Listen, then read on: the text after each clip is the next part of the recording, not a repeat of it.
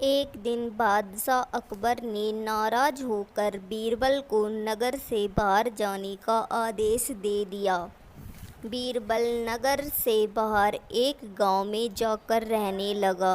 अज्ञातवास में महीने गुजर गए, न बादशाह ने उन्हें बुलाया और न ही वो आया। समय समय पर बादशाह अकबर बीरबल को याद करके चिंता करते, मगर बीरबल का कोई अता पता मालूम न होने से वे लाचार थे। जब किसी प्रकार बीरबल का पता नहीं लगा तो बादशाह अकबर ने उन्हें ढूंढने की एक तरकीब निकाली। उन्होंने राज्य के चप्पे चप्पे पर ढिंढोरा पिटवा दिया कि जो शख्स आधी धूप और आधी छाँव में हमारे पास आएगा उसे 1000 सोने के सिक्के इनाम में दिए जाएंगे। बहुत से लोगों ने इनाम पाने की कोशिश की, पर किसी को आधी धूप और छाँव में आने की तरकीब नहीं सूझी। यह बात फैलते फैलते बीरबल के कानों तक भी पहुंच गई। वह अपने घर के पास रहने वाले गरीब बढ़ई के पास जाकर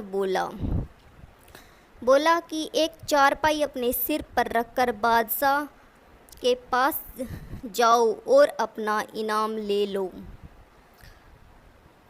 उनसे कहो कि मैं आधी धूप और आधी छाँव में होकर आया हूँ, इसलिए मुझे इनाम मिलना चाहिए। बढ़ई बादशाह की बात मानकर चारपाई सिर पर रखकर बादशाह के पास पहुँचा। चारपाई रखी और चल दिया बादशाह के दरबार में और बादशाह से बोला, बादशाह सलामत, मैं आधी धूप और आधी छाँव में चलकर आया हूँ, इसलिए मुझे इनाम के लिए 1000 सोने के सिक्के मिलने चाहिए। बादशाह अकबर ने उससे पूछा, सच सच बताओ, तुमने यह सलाह किसने दी है?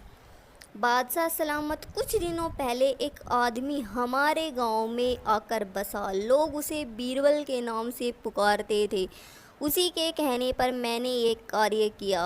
बढ़ई के मुख से बीरबल का नाम सुनकर बादशाह अकबर बहुत प्रसन्न हुए और उन्होंने बढ़ई को 1000 सोने के सिक्के दिए और आदेश दिया कि बढ़ई कहाँ है बीरबल, हमें उनके पास ले चलो। और बादशाह ने 2 खास कर्मचारियों को बीरबल को लाने के लिए भेजा और बढ़ई के साथ दोनों कर्मचारी चल दिए। जहाँ बीरबल रहता था वहाँ पर बढ़ई उन दोनों को लेकर गया और वे दोनों बीरबल को ले आए बादशाह के दरबार में।